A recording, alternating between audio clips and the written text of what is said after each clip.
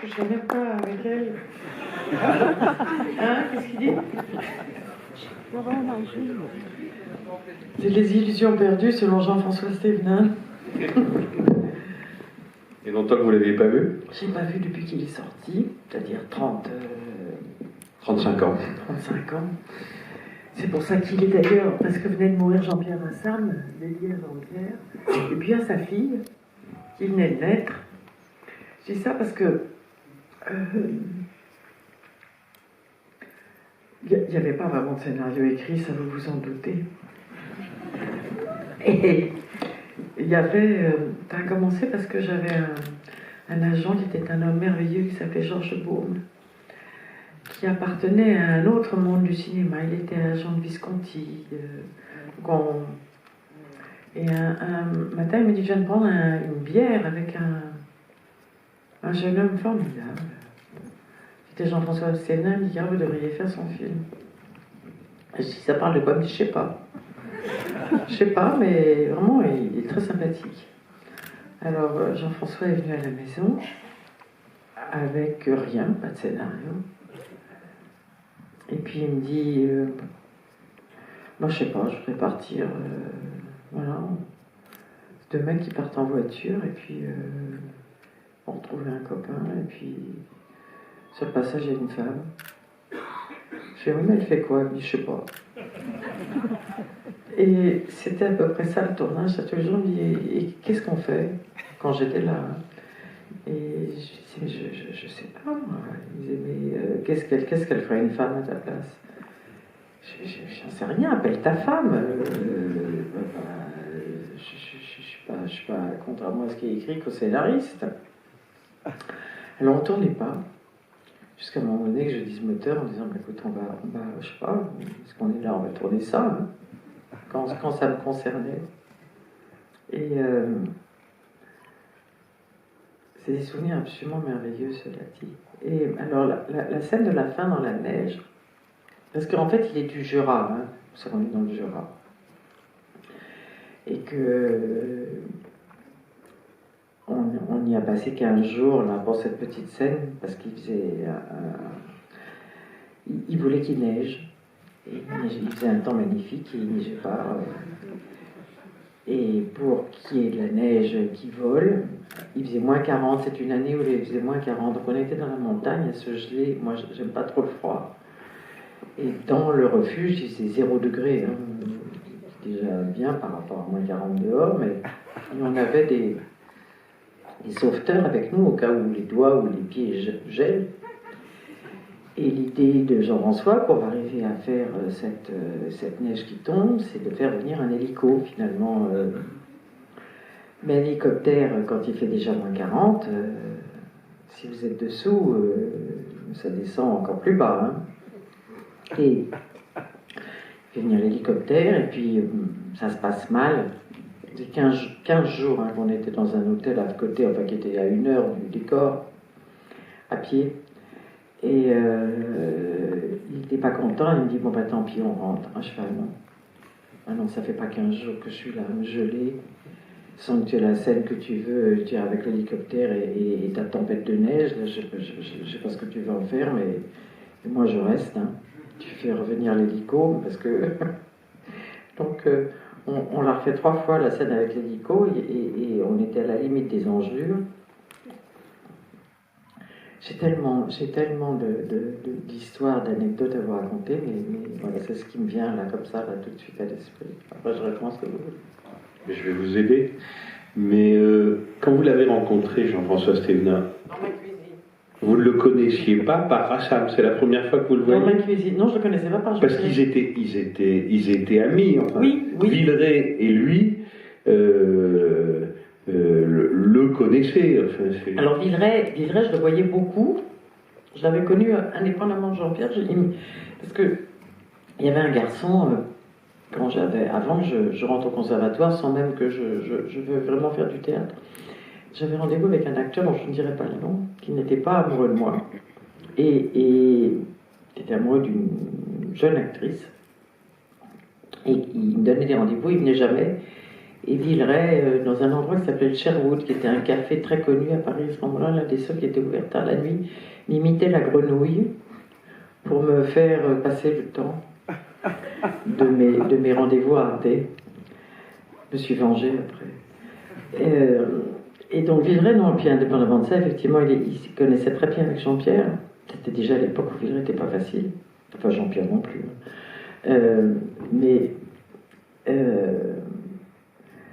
Par contre, Jean-François, non, je ne l'avais jamais rencontré avec Jean-Pierre. Jamais. Non, j'ai rencontré. Jean-Pierre était déjà. Je réfléchis.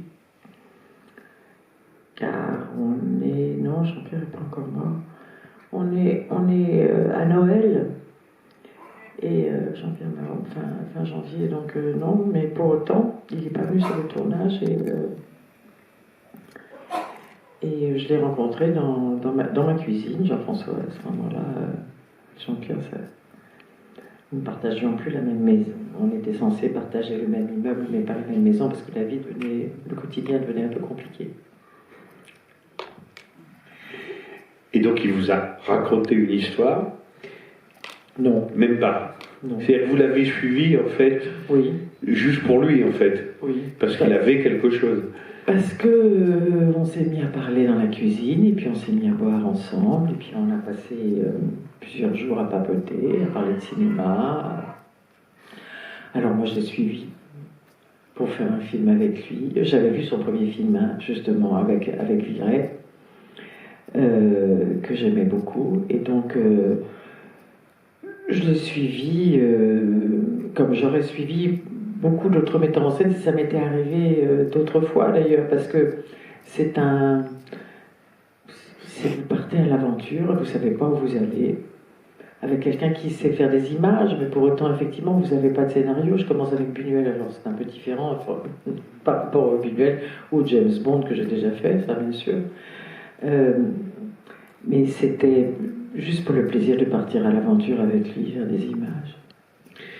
Et alors, quand vous arrivez sur le plateau, on peut dire, enfin sur le film, disons, parce qu'il n'y a pas vraiment de plateau, mais enfin sur le film, il vous a expliqué qu'en fait, il ne fallait pas s'y tromper, c'est pas du tout l'histoire de 2 types, voire de 3 types, puisque c'est quand même 2 ahuris qui essaient d'en retrouver un 3e 25 ans plus tard, mais que donc pas du tout, c'est un film de femmes.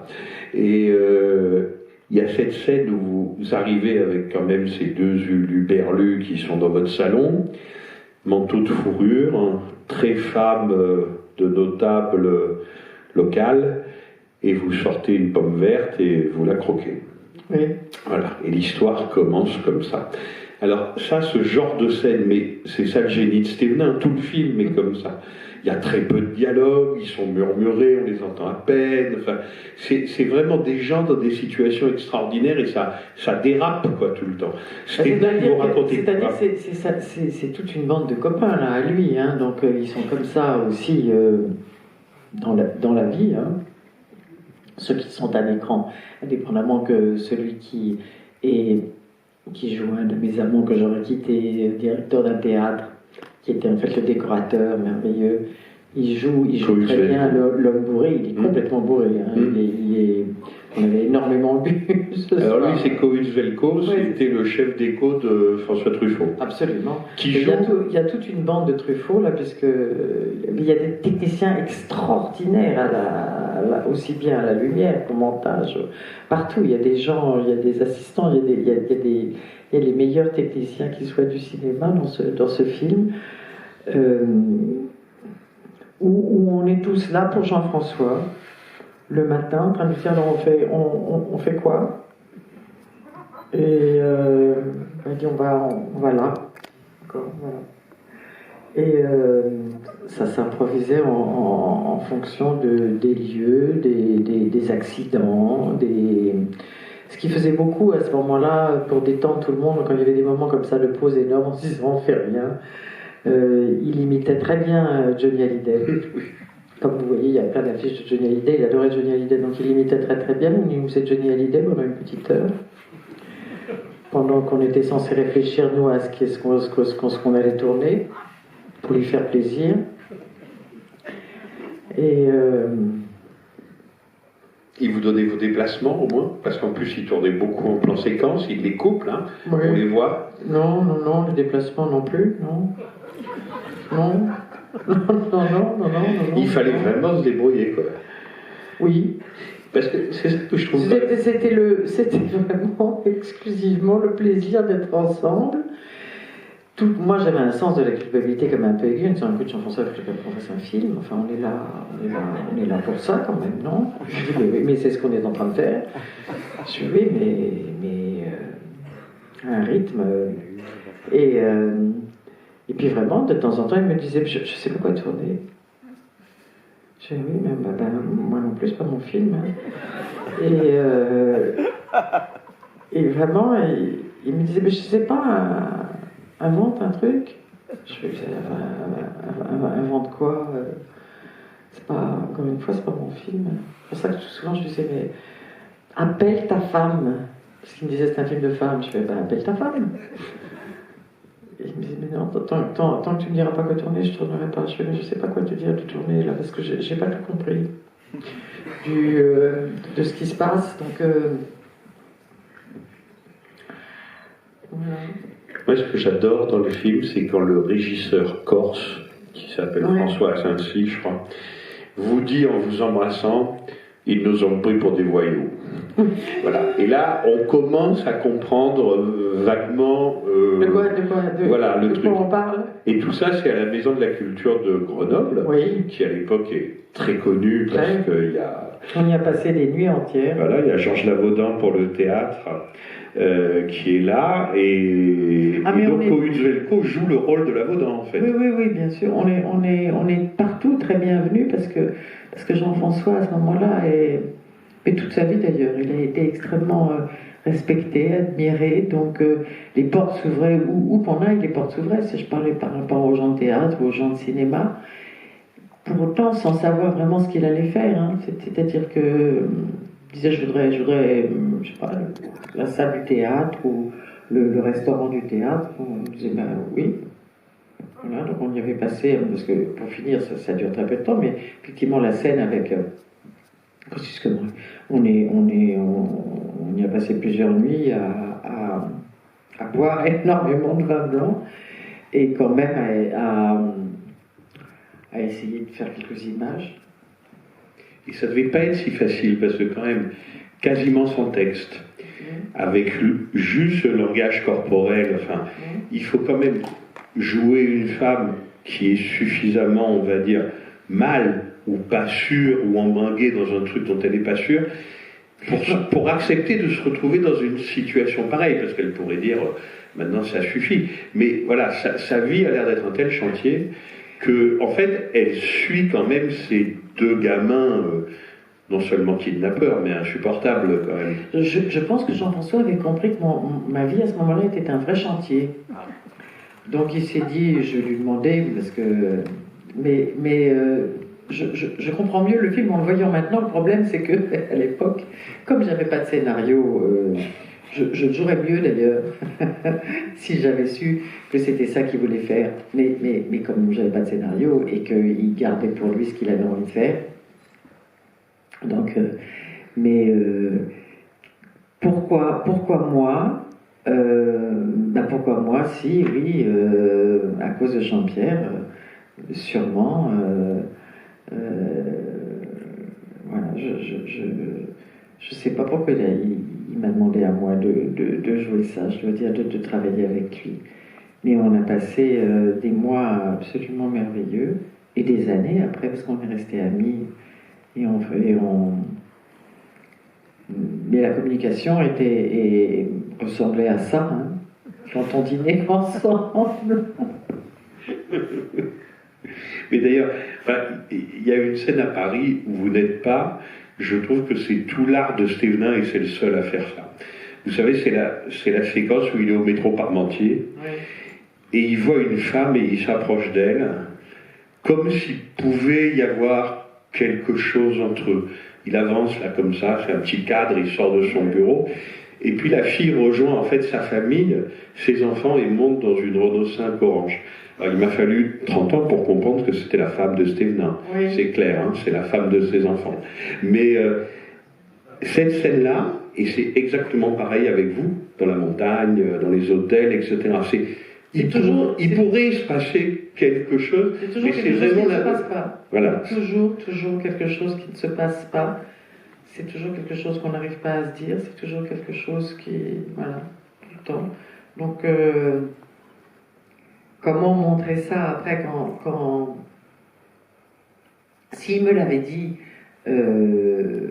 En même temps, je ne sais pas tellement ce qu'il aurait pu dire, parce qu'effectivement, s'il m'avait dit on va faire un film où je ne sais pas ce qui se passe, et sur le fait que les choses n'aboutissent pas, et qu'il ne se passe pas, et qu'on n'arrive pas à communiquer, qu'on n'arrive pas, et qu'on est des êtres perdus, je ne sais pas si je l'aurais suivi. Hein. Donc c'était la conversation avec lui qui fait que je l'ai suivi. Et des images, ça il savait faire.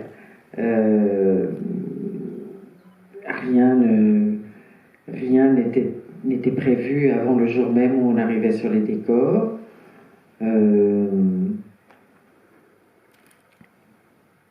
Lui seul pouvait avoir, on n'en a jamais parlé d'ailleurs, lui seul pouvait avoir une idée de ce qu'il avait envie peut-être d'avoir à la fin, mais je suis même pas sûre qu'il ait su. Il faisait des images au jour le jour sur justement l'impossibilité de dire, de faire, la difficulté et pour autant il avait une vie de famille très très très structurée. Jean-François, ça n'a pas l'air hein, quand on le voit comme ça, mais il y a sa femme et ses enfants, ils en ont eu 3 ensemble et c'était vraiment un clan très. C'est pour ça que. Parce qu'elle est là, mais sinon elle n'était pas sur le tournage. C'est pour ça que je lui dis mais appelle ta femme. Et agacée quand il me disait qu'est-ce qu'on tourne demain. Mais.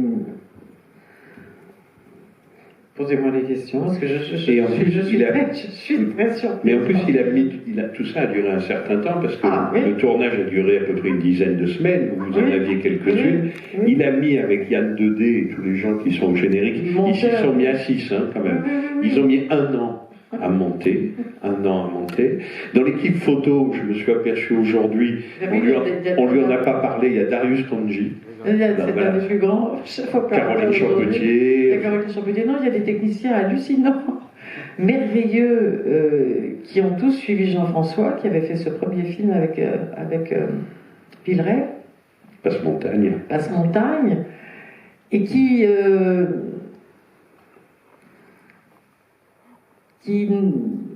nous charmait tellement et qui nous intriguait et qui aimait tellement le cinéma, savait très très très bien parler du cinéma et de ses aventures avec Truffaut donc on se retrouve toute cette bande-là qui est vraiment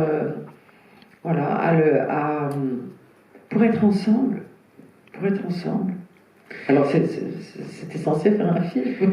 Alors, le film est sorti, oui. Il a eu un succès, disons, d'estime, mais enfin quand même on en a parlé, oui. Ça a évidemment pas été... Jean-François jouissait d'énormément de respect parmi les gens qui font ce métier. Mais les spectateurs, je comprends qu'il n'y en ait pas eu tellement.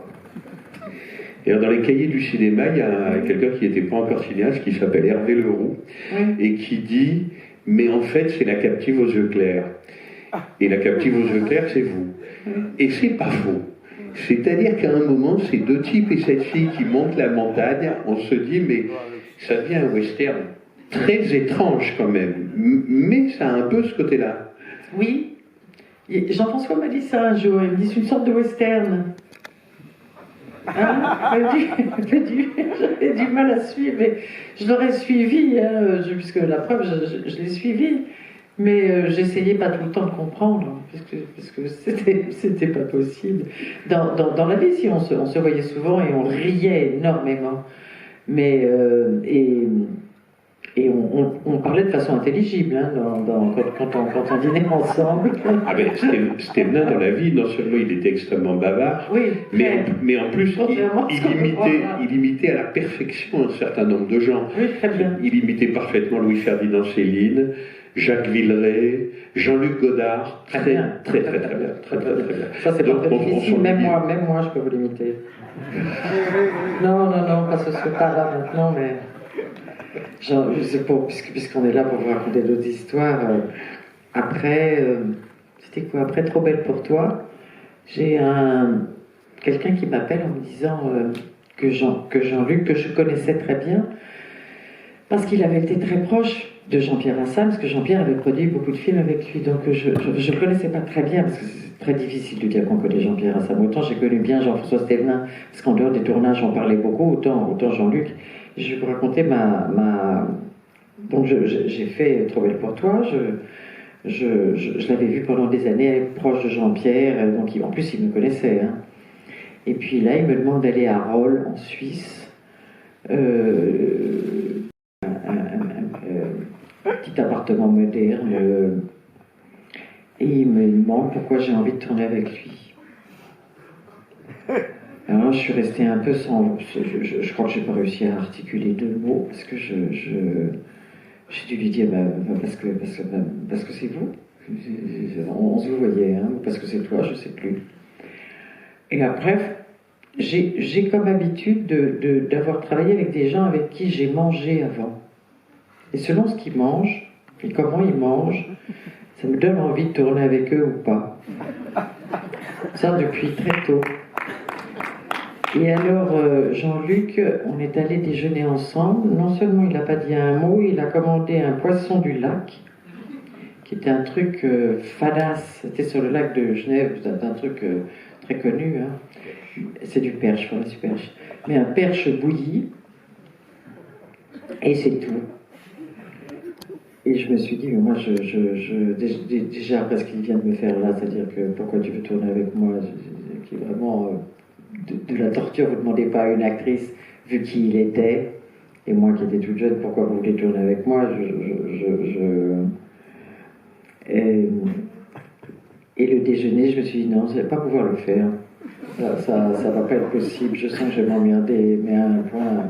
Alors que j'avais Jean-François, par contre, certes on se parle peu dans le film, mais par contre dans la vie, on se parlait beaucoup et on riait beaucoup.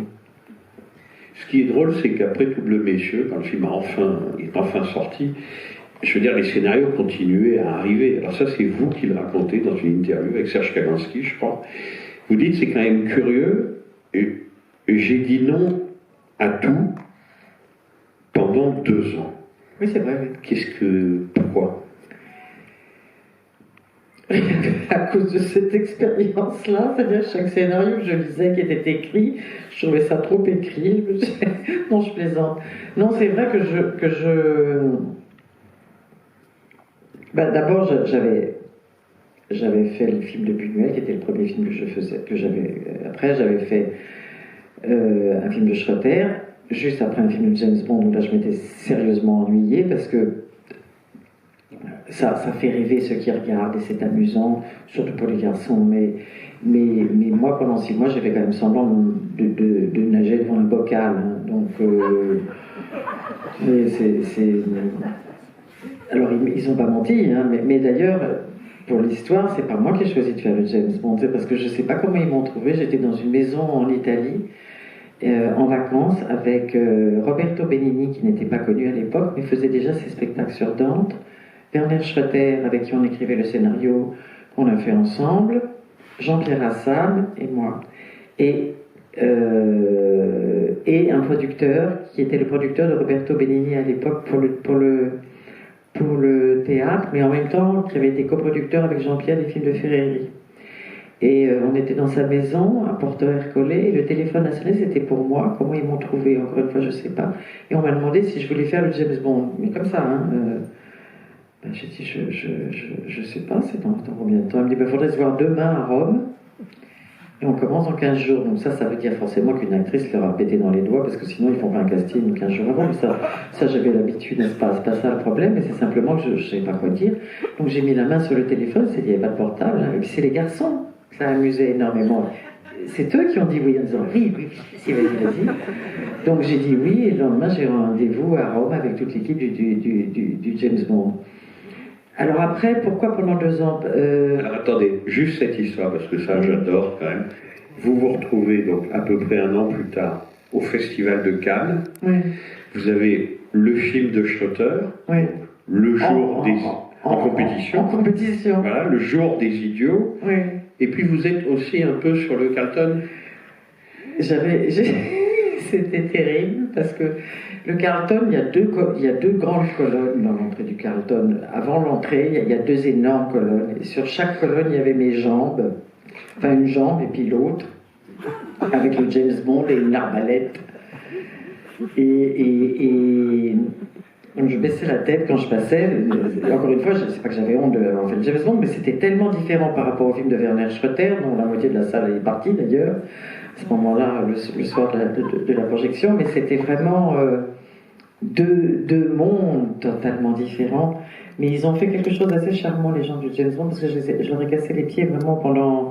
Ils avaient un mois de retard. Alors on était à Pinewood, en Angleterre, dans des conditions merveilleuses. Enfin, sauf que sur un film américain, vous êtes là à 8 heures, prêt à tourner. Et si vous tournez pas, vous tournez pas. Donc, indépendamment de faire semblant de nager devant un bocal, vous passez aussi des jours à attendre sans rien faire. Et à part les voyages, ça par contre, on est allé en Grèce, magnifique. Sauf qu'on est arrivé, parce qu'on voulait tourner là où il y a les monastères, mais quand ils ont su qu'il y avait une femme dans l'histoire, ils ont mis des draps blancs sur les monastères, qui étaient au loin, hein, parce que c'est en haut, le pic rocheux, c'est absolument somptueux. Donc en fait, on n'a pas pu tourner. On est allé là pour rien. On a vu l'endroit qui était très beau, mais après, c'était malin, ils ont tout couvert de leurs draps de lit. Donc on ne pouvait pas tourner la vue avec le monastère. Donc en fait, sur le James Bond, je leur cachais... Ce sont des monastères interdits aux femmes. Ce sont des monastères interdits aux femmes. Mais j'étais loin d'être dans le monastère. Costa Gavras m'a déjà raconté cette anecdote. Il faut être un homme pour avoir le droit d'accès. Oui. Mais là, on n'essayait même pas d'avoir le droit d'accès. Hein. On essayait juste de grimper une montagne qui était plus loin. Et effectivement, au loin, il y avait un monastère. C'était pour la beauté de l'image. Mais ils ne l'ont pas eu, puisqu'ils avaient mis des draps blancs dessus, tout le temps qu'on est resté là. Et donc sur le James Bond, je piétinais, et il se disait, mais qu'est-ce qu'elle nous en kikine à vouloir partir comme ça, faire ce film. Alors je suis arrivée, pour finir, ça y est, avec un mois de retard, mais je suis arrivée à Prague. Le mur de Berlin n'était pas tombé à ce moment-là. Et donc j'arrive dans une Prague communiste et dans les studios de Barrandov. Donc je passais de Pinewood au studio de Barrandov, une énorme différence. On mangeait que du chou tous les jours. Et dans la même journée, j'ai fait une matinée le James Bond et l'après-midi le film de Werner Schroeter. Il y avait une vraie différence. Là, il y avait un scénario. On aime plus ou moins le film, mais c'est un beau film, c'est un très beau film. Il y a un scénario. Écrit pour moi, encore étrange, décidément, ils avaient une vision de moi. C'est-à-dire qu'en fait, ce qui les amusait, mais ce qui amusait Jean-François aussi, c'est parce qu'on ne voit pas là, mais c'est que je mangeais très vite. Et que l'image, en même temps, effectivement, avec mes longs cheveux, là, de Madone, je mangeais très très vite et je marchais très vite, comme un troupier, comme un soldat. Donc ça avait intrigué Jean-François, mais ça avait intrigué aussi Werner Schroeter, qui me regardait en disant il y a quelque chose qui ne va pas entre cette image comme ça de Madone et puis cette espèce de soldat GI qui mange en 2 secondes, voilà. Et je ne sais plus où on en est là. Non, on va retrouver notre film. Je vous demandais donc après Double Messieurs. Ah oui, pourquoi je ne tourne pas? Parce que j'arrive pas. C'est vrai que j'ai fait le film de Buñuel et puis j'ai fait Buffet froid. Déjà là. Et j'ai fait le film de Schroeder, puisque à ce moment-là, je l'ai déjà fait. Et c'est vrai que j'ai plus envie de faire ça que des James Bond, et que m'arrivent des scénarios qui ne m'intéressent pas beaucoup, et que pendant 2 ans, après le film de Sénat, rien d'intéressant ne vient. Je me dis, bon, bah, je vais changer de métier, je sais pas, je vais faire la cuisine pour, je sais pas, je vais monter un restaurant, je sais pas ce que je vais faire. Mais, et j'ai accepté de faire un film que j'aimais pas trop, et j'étais obligée d'appeler Jean-François, justement, qui arrivait avec une moto. Je dis, Jean-François, je peux y aller. Il me dit, bah si, il faut que tu ailles. Je fais, non, vraiment pas envie d'y aller. Donc il venait me chercher, il m'accompagnait sur le tournage, il me ramenait. Grâce à ça que ce film a été fait, enfin fini, parce qu'il me disait, non, tu peux pas faire ça, tu as signé, il faut le faire.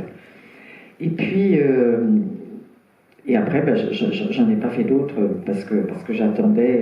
Et un jour, il y a Bertrand Villiers qui m'a appelé, puisqu'on avait fait Buffet Franc ensemble, et qui m'a dit, je suis, après 2 ans donc de disette totale, il me dit, je suis en train d'écrire un film avec Gérard Depardieu, Joseph Balasco et toi. Enfin, si tu veux. Donc j'ai pris l'air le plus détaché du monde. Et j'ai dit, bah, si tu en as envie, oui, bien sûr. Parce que je voulais pas avoir l'air trop enthousiaste. Parce que m'arrivait une très bonne nouvelle quand même. Donc j'ai raccroché, toujours le téléphone fixe, hein, et j'ai hurlé de joie. Surtout que ce film était trop belle pour toi, donc c'était un cadeau vraiment magnifique. Mais effectivement, pendant ces 2 ans, j'attendais en fait, et ça aurait pu ne jamais venir, Trop belle pour toi. J'attendais de lire un scénario qui, voilà. Mais vous attendiez Trop belle pour toi. J'attendais Trop belle pour toi. Qui pour le coup a changé vraiment beaucoup de choses, parce que le film a été un très grand succès, on en a beaucoup parlé, enfin c'était un hit. Et puis... Non, et puis je savais ce que je faisais. Finalement, je commençais à savoir faire mon métier. Non, mais en fait, d'abord, je ne savais pas que je savais jouer quand j'avais 18 ans dans le film de Buñuel, où quand je l'ai regardé, j'ai vu que je savais jouer, mais à l'époque, ça vraiment, je ne savais pas du tout. Donc ça m'a mis des années à avoir confiance, et j'ai commencé à avoir confiance en moi sur le film de Schroeder. Sur le film de Jean-François, non, parce que je l'ai laissé faire, et je l'ai laissé faire en disant que tourne ce que tu veux, fais ce que tu veux. Mais sur le film de Werner Schroeder, j'ai commencé à voir dans le regard des techniciens, parce que c'est peut-être le regard où on voit le mieux, et puis surtout au son. Et j'avais un homme au son qui s'appelait Pierre Gamet, qui était un ingénieur du son absolument extraordinaire. Et en fait, si vous ne regardez pas l'image et que vous allez écouter le son, vous avez une idée beaucoup plus juste, parce que l'image quelquefois peut vous tromper sur ce que vous avez fait. Puis j'aime pas trop aller me regarder, mais par contre le son, j'allais vérifier, et j'ai commencé à faire des choses c'est-à-dire que ça correspondait à ce que je voulais faire. J'entendais un son qui ressemblait à ce que j'avais envie de faire en tant qu'actrice, et je le voyais dans le regard du chef opérateur, parce que dans Trop belle pour toi, il y a des moments où Bertrand n'était pas d'accord, et c'était Philippe Rosselot, pareil, un grand chef opérateur, qui était à l'image et qui disait non, ça marche. Et donc c'était à travers les techniciens que je voyais que je commençais à pouvoir... Mais Trop belle pour toi, on a quand même l'impression d'une autorité, d'abord, parce qu'il y a des scènes comme celle du mariage, qui sont des monologues devant quand même... des gens comme Depardieu, enfin bon, c'est pas commode, oui, d'une autorité et puis d'un épanouissement. Ah oui, j'avais fait déjà Rive d'entrée gauche avec Gérard, qui m'avait, c'est le comble à l'époque, il m'avait dit, ça aide d'apprendre son texte. Il n'a plus jamais appris depuis, mais enfin, parce que j'avais une vie justement compliquée à ce moment-là, donc j'avais pas le temps de dormir, j'arrivais sur les tournages, j'avais pas eu le temps d'apprendre mes textes, et où on était là? Trop belle pour toi. Trop belle pour toi. Ah oui, Trop belle pour toi, ça a été écrit pour moi, mais ce que je ne savais pas, c'est que franchement, je suis d'une grande discrétion en tant qu'actrice, et puis je ne me mêle pas de ce que veut faire le metteur en scène. Là, il y a Jean-François qui me disait qu'est-ce qu'on fait. Mais vous avez vu, je n'ai pas non plus produit tellement de dialogue, hein. Sur Trop belle pour toi, j'avais dit à... J'ai lu le scénario que j'avais trouvé magnifique, qui a d'ailleurs été énormément changé au montage par rapport au scénario original. Dès la première seconde, on a su qu'on faisait un très beau film. Ça, malheureusement, on s'en rend compte très vite. Je dis ça pour les films qui se passent après dans ma vie. C'est qu'on sait que si c'est une catastrophe ou si c'est médiocre ou si c'est bien, on le sait. Tout de suite? Les premiers jours? Oh, pas les premiers jours, le premier jour. Ah oui. Oui, oui, oui. Donc quand on est embarqué dans un film médiocre, on y est, puisqu'on a signé, hein, on y est, mais on le sait très vite. Et c'est ce que je vous racontais l'autre jour, vous n'étiez pas là, c'est que la dernière fois que ça m'est arrivé, j'aurais dû demander au metteur en scène d'ailleurs ce qu'il avait vu au cinéma avant, mais c'était un jeune homme, c'était son premier film, alors de temps en temps, bien évidemment, on part et c'est normal de faire des premiers films, mais lui, il ne connaissait pas du tout le cinéma. Puisque quand le producteur m'avait dit ce que je racontais l'autre jour, il m'avait dit j'ai vu La Grande Bellezza, je lui ai dit oui c'est bien, c'est un bel hommage à Fellini, et le metteur en scène m'avait répondu c'est qui? Et tout d'un coup m'a pris un vertige, et j'ai dit des noms, Visconti, Rossellini, rien, Pasolini, alors je suis remonté en arrière, en France, Renoir, Lang, Hitchcock, rien. Il ne savait rien, mais c'est même pas qu'ils ne les avaient pas vus, ils ne les connaissaient même pas. Ils ne savaient même pas qu'ils existaient. Donc là, on était très loin de faire ce que j'aime, justement. Mais sur Trop belle pour toi, j'avais dit alors, j'avais lu le scénario et j'avais vu Bertrand, et j'avais dit à Bertrand quelque chose qui ne lui avait pas plu du tout, dont je n'étais pas au courant. Je lui avais dit que je voulais qu'elle soit très réservée, cette femme. Qu'elle soit timide avec sa beauté, qu'elle soit... je ne sais pas comment je l'ai formulé, mais ça ne lui a pas plu.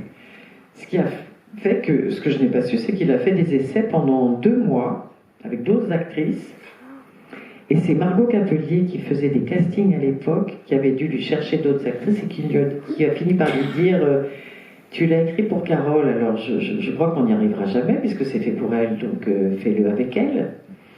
Et maintenant, il dit que c'est pas vrai, mais c'est vrai. Hein. Il m'a viré de son film pendant 2 mois sans rien me dire. Moi, je croyais que je le faisais. Et en fait, il faisait des essais avec d'autres. Et ça tombe bien, il n'est pas arrivé à me remplacer. Et après, il avait tellement honte, parce qu'il m'a fait pique-pont. Non, Bertrand, il n'est pas là. Mais, la fiche qui est avec Josiane, et pas moi du tout... je lui ai dit, tu aurais pu me le dire. Il me fait, mais je peux pas te mettre sur la fiche parce que je peux pas t'en les dire. Je suis d'accord. Une bonne raison. Et puis après, il se sentait tellement coupable par rapport à Josiane, au texte qu'il avait écrit lui, puisque c'est pas moi qui ai écrit le texte, quand je lui dis des horreurs, et donc il le jouait en plus d'ailleurs, parce que j'arrive pas à dire ça, Josiane, moi je peux pas. Là. Donc il le jouait.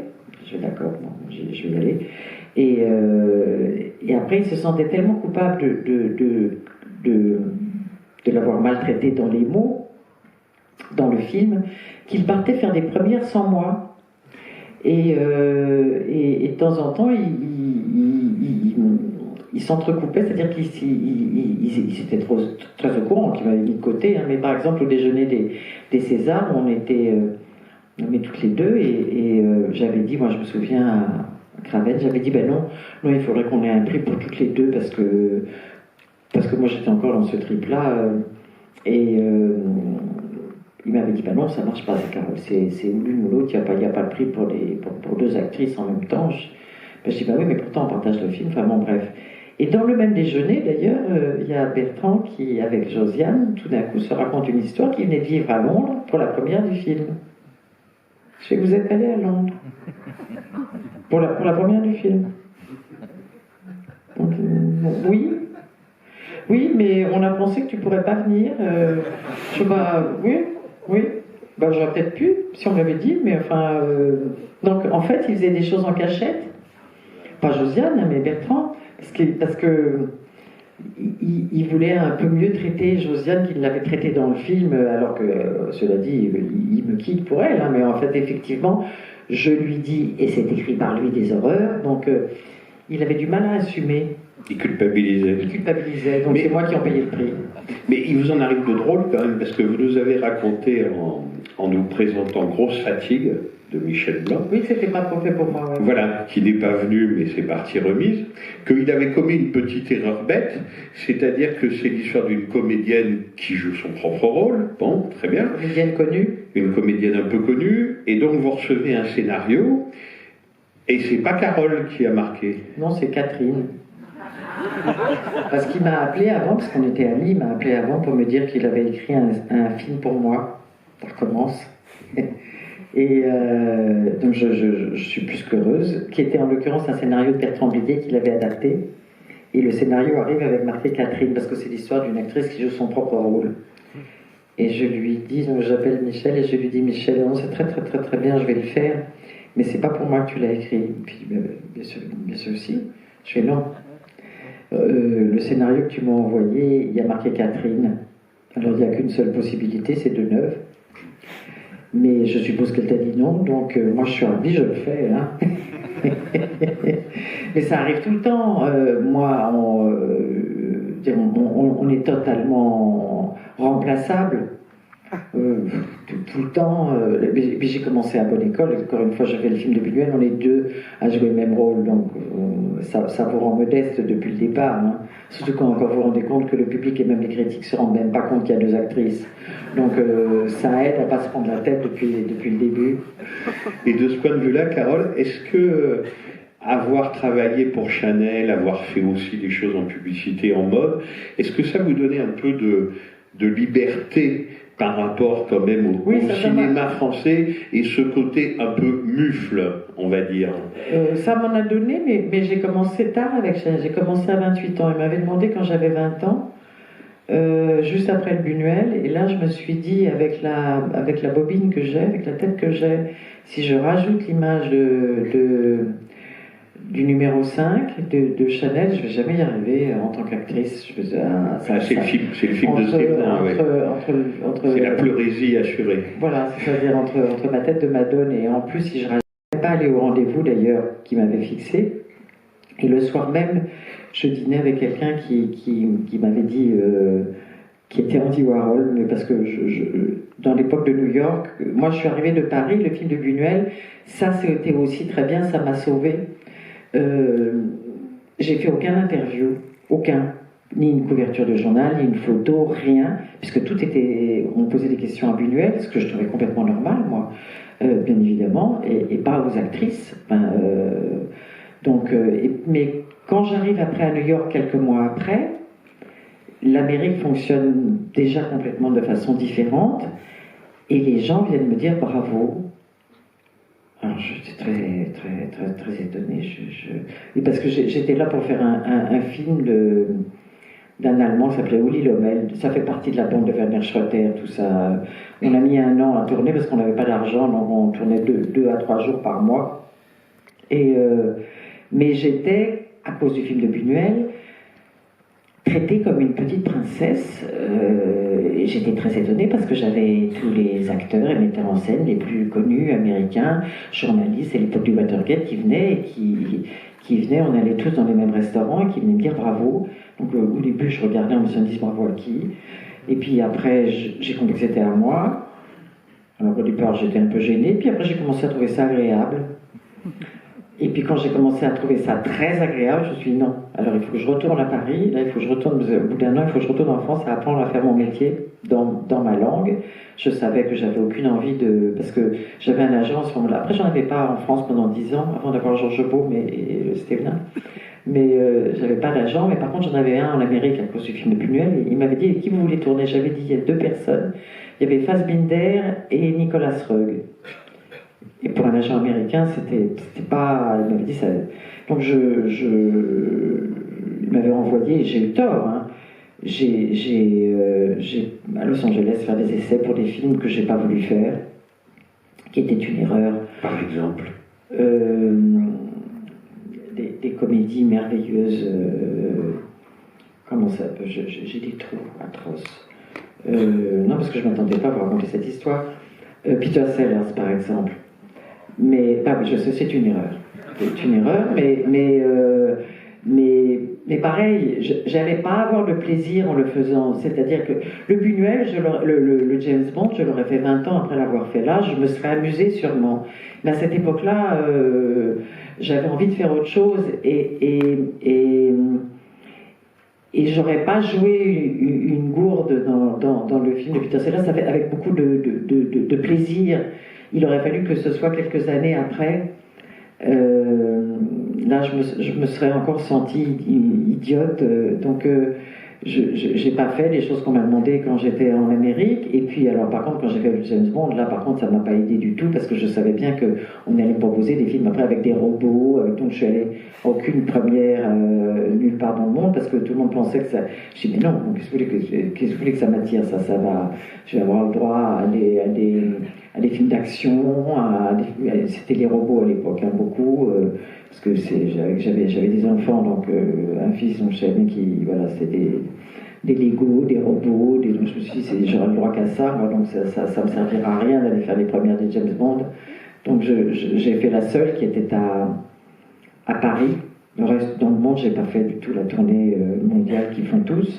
Mais alors encore une fois, donc le Buñuel, heureusement, ça m'a sauvé parce que si aujourd'hui je faisais un film comme ça, d'un metteur en scène, d'abord il n'y en a pas, mais il y en aura. Il y en aura.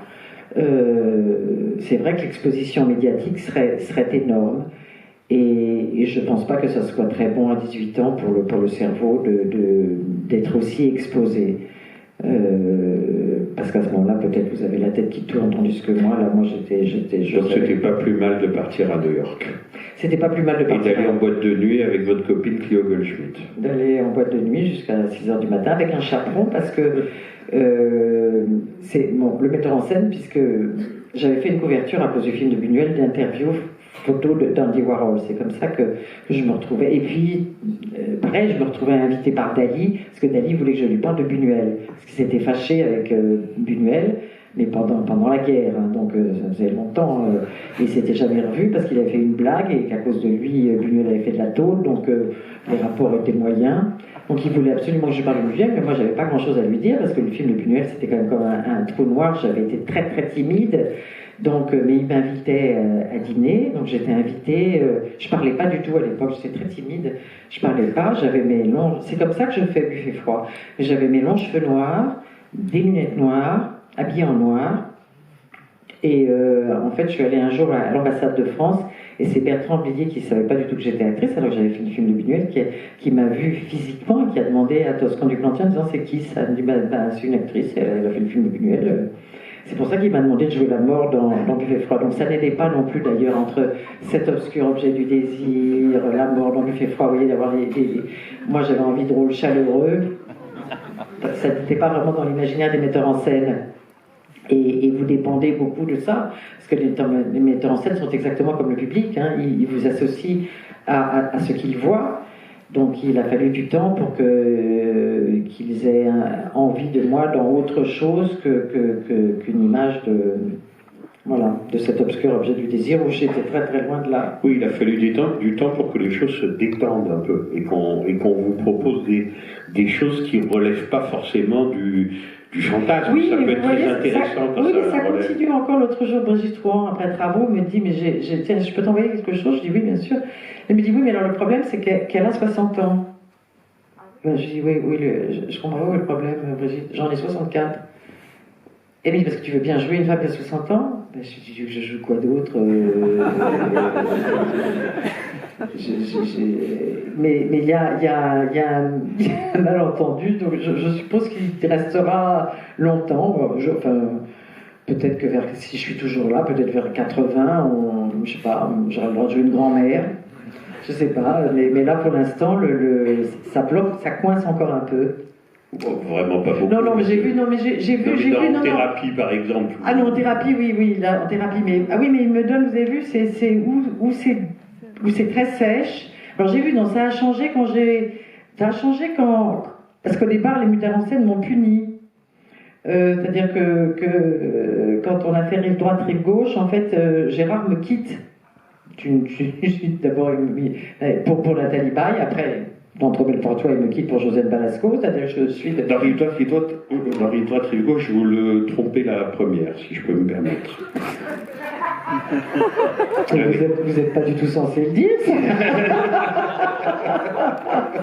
Et j'ai vu le film à l'époque, hein, je ne l'ai pas revu depuis, mais je m'en souviens. Oui, mais ça... Bon, non, d'accord, enfin, il me quitte pour Nathalie Baye, donc... Ça, c'est vrai. Donc, systématiquement, il m'aidait dans des films où les hommes me quittaient. Et j'ai vu qu'il y avait un léger changement quand j'ai eu le droit d'avoir un amant dans un film. Et puis après, enfin voilà, ça a évolué, quand j'ai eu le droit d'être méchante, quand j'ai eu le droit de... Voilà, je me disais, tiens, ils ont un peu plus d'imagination à mon égard. Et quand les comédies sont arrivées, oui.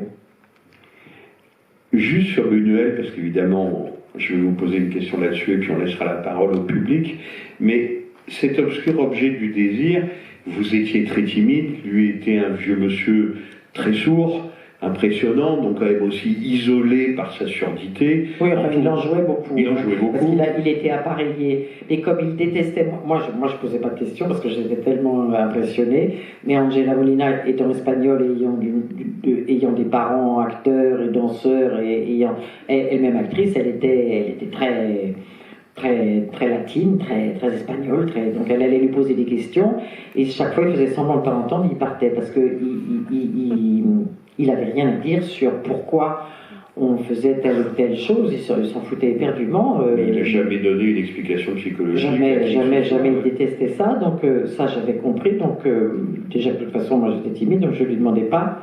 Par contre il était très très précis, c'était une leçon extraordinaire. Sur les positions. C'est-à-dire que par exemple, si je m'étais assise comme ça et qu'il n'avait pas eu envie de ça, il m'aurait simplement dit de me tenir comme ça, droite et de voilà. Ça, c'était très précis. Pas tout le temps. C'est-à-dire comment je devais me tenir, comment le bonbon, par exemple, que je développe pour Fernand Doré, celle-là, on a bien mis une journée entière à la faire, parce que sur comment dérouler le papier du bonbon, mais sur quoi penser, il s'en foutait éperdument. Ça ne l'intéressait pas du tout, et donc il s'en allait dans ces cas-là, et il m'a fait une chose extraordinaire, comme il avait compris, d'abord parce que c'était un homme extraordinaire, et puis il avait 77 ans, donc quand vous avez un certain âge, et que vous voyez quelqu'un qui a 17-18 ans, vous pouvez lire un peu quand même dans le... Moi je peux déjà le faire à l'âge que j'ai, alors je n'ai pas le génie de Buñuel, mais je peux déjà, quand je regarde quelqu'un de très jeune, voir le caractère qu'ils ont. Donc il lisait en moi comme dans un livre ouvert, et la scène du corset que je voulais vraiment pas faire, et il voyait bien que j'allais dans le lit, mais que j'étais coincée, et je ne pouvais pas articuler un mot, et il fallait enlever le drap, je voulais pas qu'on enlève le drap, et donc il est venu me voir, et il m'a dit, écoute, je sais pas faire son accent, je sais faire plein d'accents, mais j'ose pas imiter Buñuel. Il m'a dit, je suis un peu fatiguée. Il s'arrêtait toujours pour faire une pause vers 5h de l'après-midi pour prendre un martini et manger un morceau de chèvre, aller lui chercher sa script qui était Suzanne Durand-Berger, magnifique script. Et là, alors là, par contre, là, il était 11h du matin, il m'a dit, je suis un petit peu fatiguée, je vais aller me reposer dans ma loge.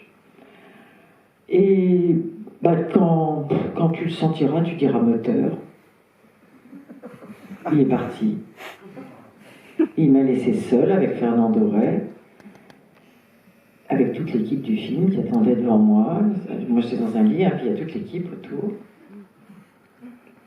Alors j'attends 5 minutes. Silence. C'est pour ça que je dis, quand Stéphane me fait ça, au fond, je suis un petit peu habituée. 10 minutes. Puis j'ai fini par dire moteur, vu que j'ai fini par la faire, la scène. Et comme à l'époque, il avait déjà un écran vidéo, lui, mais qui n'était pas sur le plateau, mais qui était très loin, donc de toute façon, il l'avait vu, et puis il avait toute confiance dans Suzanne Durand-Berger et dans Fernand Doré, et vu ce que j'avais à faire, enfin bon, donc, et puis il est réapparu en fin de journée, comme si de rien n'était, il m'a pas demandé, il n'a pas regardé avec moi, il a rien dit. Voilà. Et c'était le seul moyen que je tourne la scène. Effectivement, il avait compris que j'avais un sens de la culpabilité très, très, très, très aigu, et que ma timidité m'obligerait à y aller. Et Fernand Doré, qui était évidemment son double depuis plusieurs films, et qui était son envoyé dans le plan, enfin qui était son complice, lui, il était gentil avec vous. Enfin, il était un peu chargé d'essayer de vous mettre à l'aise autant que faire se peut. Il était absolument adorable. Alors, il était adorable pour autre chose aussi, c'est que Buñuel, alors la lumière, il s'en foutait un peu. Moi, j'adore la lumière au cinéma, mais alors lui, ce qui est important, autant les décors, et des milliers de choses, bien sûr, le cadre, plein de choses, hein, mais par contre, il fallait que ça soit éclairé. Voilà, c'était ça l'idée. Donc, de temps en temps, c'est Fernando qui m'a commencé à m'apprendre la lumière en me disant tu n'es pas dans la lumière, Carole, avance-toi un peu parce que là tu es Dieu. Donc c'est lui oui, qui me servait un peu de guide. Et avec Buñuel, on a pratiquement jamais parlé parce que moi je n'osais pas lui poser une question. Par contre, quand on est arrivé j'avais déjà ce tropisme-là, quand on est arrivé à Séville, déjà le sud de la France, enfin le sud de l'Europe me change de caractère. Et me rend, moi qui étais timide, loquace. Et au lieu d'arriver habillé en noir, je mets des couleurs, donc déjà à 18 ans, donc il me regarde très étonné, il me dit c'est étrange, c'est pas du tout la même. Et effectivement, j'ai été volubile, c'était un temps magnifique car c'était la première fois qu'il pouvait montrer quel film qui avait été interdit en Espagne. Viridiana. C'était Viridiana, absolument, et c'était montré à l'université. Personne ne l'avait vu encore en Espagne, c'était la première fois, puisque ça avait été interdit par Franco, même si ça avait gagné un prix à Cannes, mais ça c'était Fernand Doré qui avait porté les bobines en cachette dans le train. Mais le film était interdit en Espagne, et en fait il l'avait vu, il le voyait pour la première fois quand on était sur le tournage de cet obscur objet du désir. Donc c'était merveilleux de le voir avec lui, tous ces milliers de gens et d'étudiants qui découvraient ce film que moi j'avais déjà vu en France à la Cinémathèque. Et Buñuel je me souviens, puisque cette fois-ci c'est les seules fois où on a déjeuné, dîné ensemble, et me parlait de moi. Et m'a décrit ma vie, en tous les cas, pour les 10 ans à venir. Je me suis dit, pourquoi il me dit ça, et pourquoi il me dit ça, et pourquoi il me dit ça, parce qu'il me disait, fais attention à ça. Je n'oserais pas vous dire, parce que c'est des choses très, très personnelles et très... Et ben c'est des choses que j'ai vécues. Et ce que je pourrais faire, ce que je pourrais faire aussi pour des gens, d'ailleurs encore une fois aujourd'hui, mais sauf que là, ça m'est vraiment arrivé. Et par exemple, il m'a prédit le contrat Chanel aussi. Alors. Oui. Il m'a dit fais attention, mais tu devrais le faire, mais à mon avis, on va te demander de représenter la France pour un parfum. Moi, j'avais qu'une idée, c'est en tête le cinéma, je n'ai pas du tout l'idée de quoi il parlait. Et donc à 20 ans, je n'ai pas fait attention quand ils m'ont demandé, et puis quand j'ai dit oui à 28 ans, je me suis dit mais c'est étrange. Il me l'a dit il y a 10 ans. Il était mort depuis, je ne peux pas l'appeler pour lui dire, c'est vraiment... Mais il m'a dit beaucoup de choses sur ce qui m'est arrivé, non pas sur toute ma vie, mais les 10 ans qui ont suivi, oui, beaucoup de choses sur moi. Et est-ce que vous vous souvenez de la dernière séquence du film, de cet obscur objet du désir? Oui, je m'en souviens très bien. Dans ce passage parisien, voilà. C'est la femme de Jean-Claude Carrière, Auguste, qui reprise une dentelle dans la vitrine. Il vous a expliqué de quoi il était question? Il vous a dit quelque chose? Jamais. Jamais. Mais il disait à personne, d'ailleurs. De toute façon, il y a un personnage qui est le maître d'hôtel de Fernand Doré qui porte un sac dans le dos. Donc tout le monde lui a demandé ce qu'il y avait dans ce sac, cet énorme sac en jute. Il a dit j'en sais rien, moi mettez-y ce que vous voulez, je sais pas. Et je crois vraiment qu'il s'en foutait éperdument. C'est-à-dire que c'est une image qui lui plaisait. C'est tout. C'est-à-dire l'image lui plaisait. Après, mettez dans le fameux sac en question ce que vous voulez. Alors, cela dit, si vous regardez Auguste en train de repriser on peut comprendre, hein, elle a un métier à tisser. Elle reprise une broderie qui est déchirée et sur lequel il y a du sang. Donc, là, on peut comprendre quand même, sans qu'il vous donne l'explication. Après, on peut aussi extrapoler et inventer plein d'autres choses. Mais là, le symbole est assez clair. Mais sur le sac, non, je crois vraiment qu'il a dû y mettre tous les jours quelque chose de différent. Parce que ce qu'il faisait avec Jean-Claude Carrière, par exemple, pour écrire, puisqu'ils ont écrit des années et des années ensemble, ils arrivaient le matin, quand ils se retrouvaient, ils reprenaient le scénario où ils l'avaient laissé, et l'un ou l'autre était chargé de commencer la suite, et si jamais l'autre devinait ce qui allait se passer après, ils arrêtaient en disant « ben non, c'est pas bon ». Donc voilà. Donc si l'idée c'était d'arriver avec une idée que l'autre ne pouvait pas finir, n'arrivait pas à trouver une suite. Et si l'autre n'arrivait pas à trouver une suite, alors il continuait. Et si l'autre trouvait la suite, ils arrêtaient. Et c'est comme ça, à cause de lui, que vous n'avez jamais fini le conservatoire. Parce que vous étiez au conservatoire. J'étais au conservatoire où je ne travaillais pas.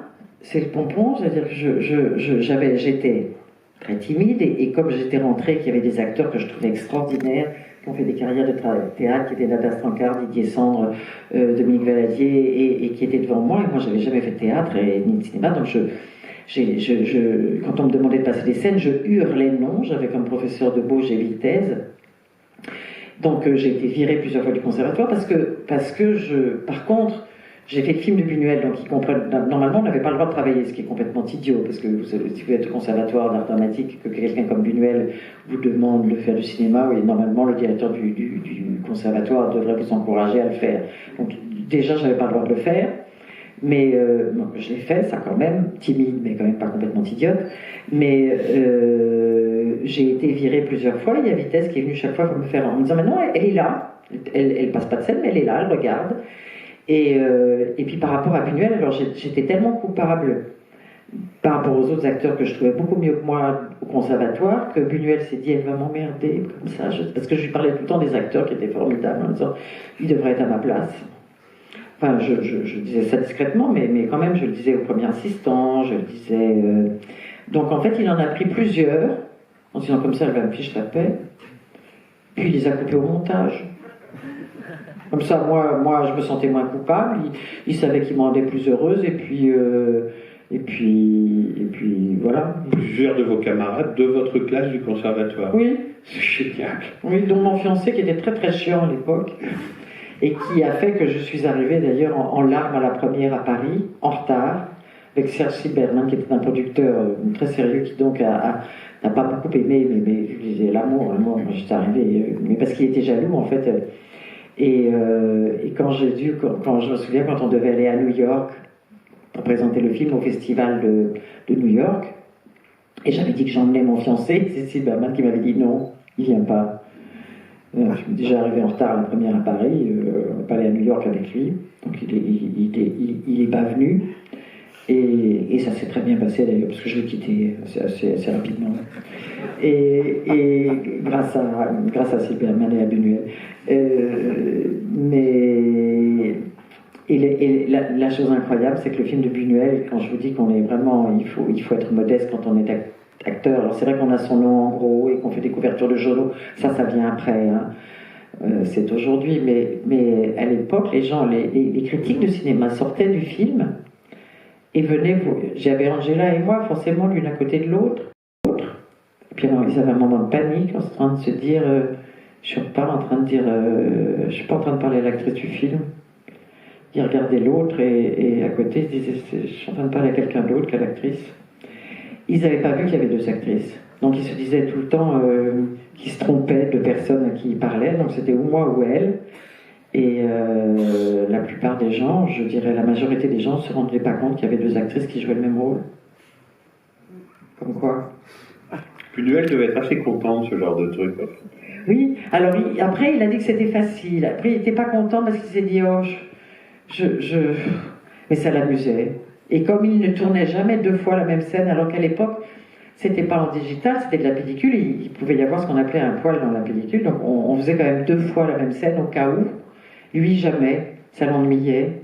Donc si jamais c'était pas bon, on aurait tourné une autre scène, qu'il aurait réécrite. Mais il tournait jamais deux fois la même scène. Oui, c'est-à-dire qu'il couvrait même pas un incident technique de la caméra, un poil ou une poussière, quelque chose. Une fois qu'il avait la scène comme il la voulait, il ne tournait pas une deuxième fois. À vous. pouvez lever la main, il y a des micros qui circulent dans la salle.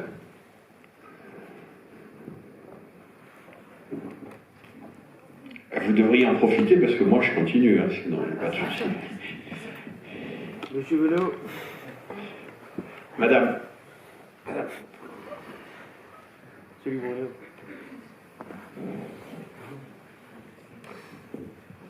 Oui, bonsoir. J'ai vu hier soir le Jour des idiots, donc que vous avez tourné en 81. Est-ce que ça a été un des tournages quand même très, très difficile, très éprouvant, très exigeant? Alors, étrangement non.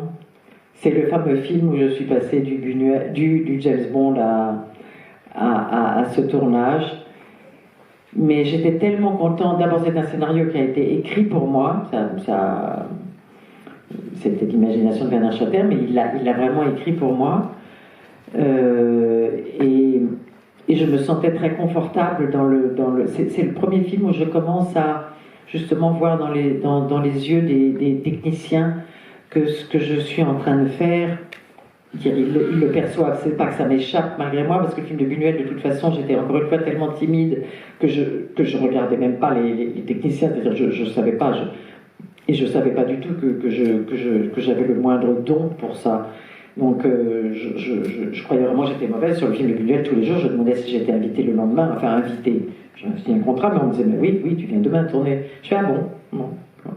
Mais sur le film de Werner, non. Sur le film de Werner, je commençais à m'amuser, même si le film n'est pas très drôle. Mais donc, c'est en fait un tournage étrangement très, très joyeux, même si le film est très dur. On était donc à Prague, dans cet endroit qui était à ce moment-là violent, puisque, encore une fois, c'est une ville maintenant qui est maintenant magnifique, mais qui était grise. Il n'y avait rien à manger, on mangeait plus, il n'y avait que du chou, tout le temps. J'avais mes 2 enfants avec moi, je faisais l'école à la maison, et comme j'avais eu... Sur le film de Werner, est-ce que je suis en train de dire des bêtises? Parce que non, je confonds avec le film d'Enki Bilal, où j'emmène après à boire et à manger, tout le monde se moque de moi, de l'eau plate. Non, sur le film de Werner, non, j'ai mangé que des choux. J'ai mangé que des choux et bu de l'eau gazeuse. Donc après, quand je suis retournée dans un pays de l'Est, pour retourner, j'avais fait mettre dans le camion qui partait de Paris, j'avais dit, écoutez, vous mettez un réchaud, et puis on va emmener du riz, du parmesan, de l'huile d'olive, et avec ça, je vais me débrouiller. Et de l'eau plate, parce que je savais qu'il n'y aurait que de l'eau gazeuse. Tout le monde m'a pris pour une cinglée, sauf que dans l'hôtel, il y avait la queue devant ma chambre pour avoir un bol de riz avec de l'huile d'olive, parce que c'est pareil, il y avait que du chou. C'était la base de la nourriture, c'était du chou. Belgrade, pareil, avant la guerre d'ailleurs. Une autre question. Monsieur. Je dis bien question. Question. Je peux m'exprimer sans micro, je pense. Oui, c'est... Bonjour, Madame Boupier. Non, on ne vous entend pas. Et pas de micro? Non, la question... Donnez-lui le micro, quand même. La question va retomber sur... Attendez. Essayez de poser une question, on va voir si vous y arrivez. Ou pas. Vous êtes un habitué? On peut dire ça. Non, on s'est rencontrés surtout dans la rue Madame Boupier avec M. Guy Bedos quand on a fait des marches pour les sans-papiers, les sans-logis. Bravo, Madame, pour votre spontanéité, parce que vous parlez comme Bertrand Blier, donc a fortiori comme son père, Bernard, et je trouve ça génial. J'aimerais bien parler comme ça. Alors, ma question, sans être sexiste ni féministe, j'ai un livre qui est dédicacé par Sœur Roger Moore qui est là, et ça me fait plaisir parce que je sais bien que être une James Bond girl, c'est pas forcément la panacée, vous l'avez bien fait comprendre, mais enfin, malgré tout, nous restons aussi des hommes, et voilà, et tout à fait. Et Sœur Roger, je l'ai malheureusement rencontré que 5 minutes, mais j'ai été ami pendant 12 ans avec Denis Vertés. Voilà, j'ai eu 60 ans hier, et je suis très content de vous voir aujourd'hui. Voilà, merci. Ça n'est pas le personnage de Stéphane. Voilà. Vous devriez être dans le film avec moi, vous auriez c'est notre ouragan à nous. On aura fini sur Roger Moore, après tout. Merci infiniment, Carole. Merci beaucoup.